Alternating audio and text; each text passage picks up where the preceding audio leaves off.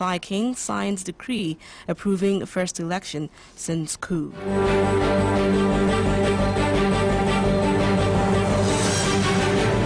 The National Council of State has approved 27,000 naira as a minimum wage for the country. The Minister of Labour and Employment, Chris Ngige, said following the Council's approval, a minimum wage bill is expected to be sent to the National Assembly. These three organs have permitted Mr. President now to transmit to the National Assembly a new minimum wage. He said the federal government is also augmenting the approved figure to 30,000 naira minimum wage for its workers.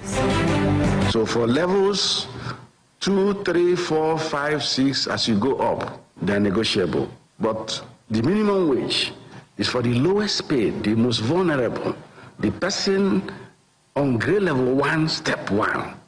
The federal government on its own, for their lowly paid worker, their most vulnerable worker, have agreed that it must be up to 30,000.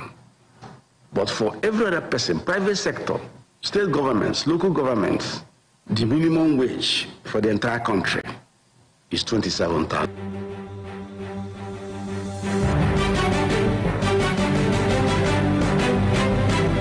Meanwhile, the Nigerian Labour Congress is maintaining that the position of the Council of State, which altered the agreement reached by the federal government and the Tripartite Committee, is belated.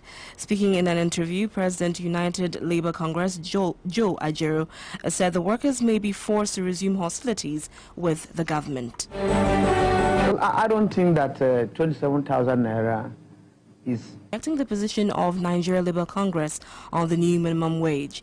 Speaking at a forum for the re-election of President Muhammadu Buhari, Governor Yari argued that the APC-led federal government has shown more commitment to workers' welfare than any other administration. Mr. President, you have done something which is unexpected during the system of democracy and with the power parties available in leadership, whereby 27 out of 36 cannot be salary. Some for 13 months, some for 14 months, some for 16 months, some for 8 months, respectively. You have to bail the state out of this trouble before they get settled and continue to stay in their respective states. In a similar development, the National Council of State is mandating the leadership of the Independent National Electoral Commission to address the nation on their preparedness for the 2019 general elections. Ondo State Governor of things have been put in place, and I think we all concluded that it's important for the chairman to even speak to the nation on the preparedness of INEC for this election. That will convince all of us that this forthcoming election is going to be free and fair. He also told the council that they are not lacking in terms of finance.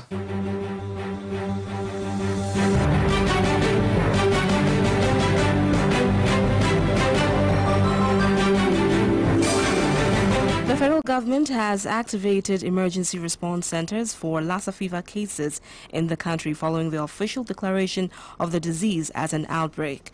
A statement by the Director General of the Nigeria Center for Disease Control, NCDC, Chikwe Ihekwazu, announced that there has been an increase in the number of Lassa fever cases reported from several states across the country since the beginning of the year. Ihekwazu noted that the recent epidemiological data shows that the trend usually occurs during the dry season, adding that NCDC has been providing support to states, including the provision of emergency supplies and deployment of rapid response teams, RRT. The Army says that soldiers have been patrolling flashpoints in Ebonyi State following credible security reports of likely politically motivated violence in the build-up to the next month's general elections in the state.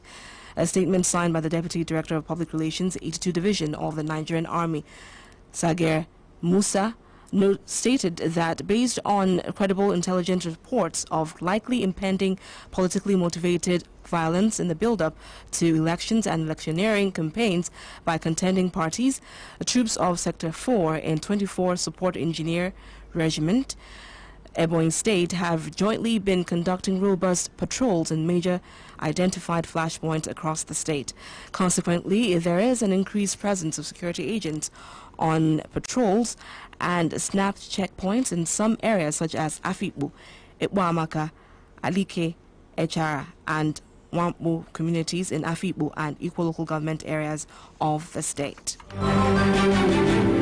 Second, governorship elections. The candidates of Accord Party, APGA, PDP, and SDP who participated in the exercise were of the view that they have the capacity to take Abia to a greater height. I intend to be very honest with Abians. Every money that enters to my hand, I will use it judiciously. I offer myself to serve Abia State. I have what it takes. I have the training, I have the skill, I have the competence, and I believe that it is time for Abia people to wake up. That no government before mine has done what we have done these past 4 years, despite distractions. And our vision is very, very clear. We are leveraging SMEs promotion. That my mandate is divine. I want to say that this is the first time that God is bringing not just a woman, but a qualified woman.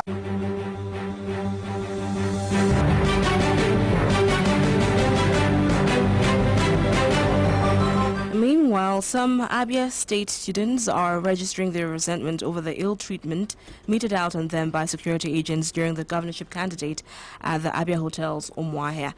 One of the students, Remigus Wazu, who spoke to Flo-Fm News, said he sustained injury as a result of the assault on him by security agents. The students who besieged the Flo-Fm office demanded for justice on the maltreatment they received during the event.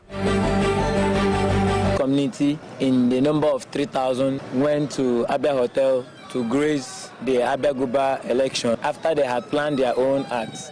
The police, the organizers, and they refused us to enter the hall. So we said, okay, we will have no problem. Mount the gates, demanding that they address Abia State students that had come there in such number. So before we know what was happening, the security to the governor started shooting at Nigerian students, Abia State students in particular. They're gassing us, beating us. That's why you're seeing this blood and my clothes are like this.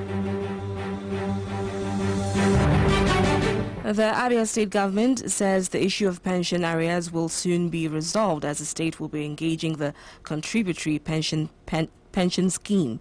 Addressing newsmen in Umuahia, the Permanent Secretary Bureau of Establishment and Pension Office, Okechukwu Hedioha, has said workers would contribute 8% of their salaries, while government will put in 10% into the scheme.